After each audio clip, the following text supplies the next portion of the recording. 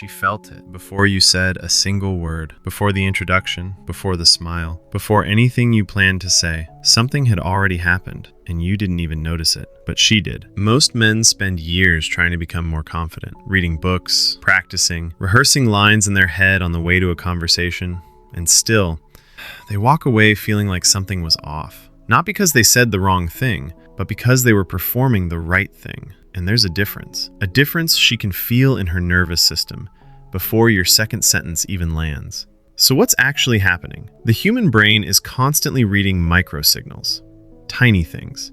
The way you hold yourself when you're uncomfortable, the way your eyes move when you're unsure, that half-second hesitation before you speak, not because you're thinking, but because you're checking how she's reacting, checking if it's going well, checking if you're okay. That check. That's what she feels, not your words. That. Picture this. Two guys, same room, same night. Both approach the same woman. The first guy is smooth. He has the lines, knows exactly what to say. But underneath it all, there's a quiet question sitting in his chest. Am I enough for this? The second guy? He says less. He even stumbles once, doesn't recover perfectly. But he's not carrying that question, and she goes home thinking about the second one. This is the part most men never understand. Confidence isn't the absence of nervousness. You can be nervous and still be confident. Those two things can exist in the same body. Real confidence is something else. It's the absence of needing her answer to decide how you feel about yourself. Read that again, because that changes everything. You've been told confidence is about how you carry yourself.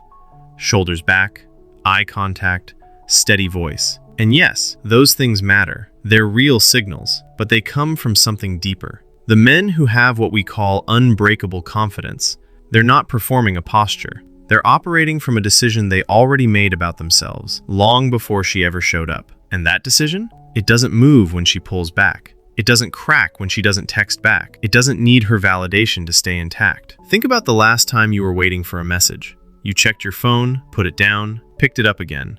Not because you expected something, but because some part of you needed the answer to feel settled. That unsettled feeling, that's what she's reading. Not your confidence level, your relationship with uncertainty. Because real confidence communicates something without saying a word. I'm okay either way. Not in a cold way, not in a detached, I don't care way, but in the way a man moves when he genuinely trusts himself. Unhurried, grounded, not desperate for a specific outcome. She doesn't feel chased by that man. She feels curious about him. And here's the reframe most people miss. She's not judging your confidence. She's sensing whether you abandon yourself. The moment you adjust who you are, your energy, your opinions, your pace, to fit what you think she wants, she feels it, like a subtle shift in frequency. And almost always, something in her interest shifts with it. Not because she's cruel, but because she's wired to notice stability.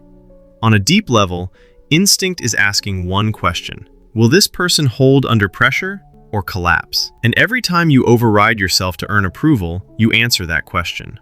The men who build unbreakable confidence don't find it in techniques. They find it the moment they stop outsourcing their self-worth to someone else's reaction. And that's not arrogance. Arrogance is fragile.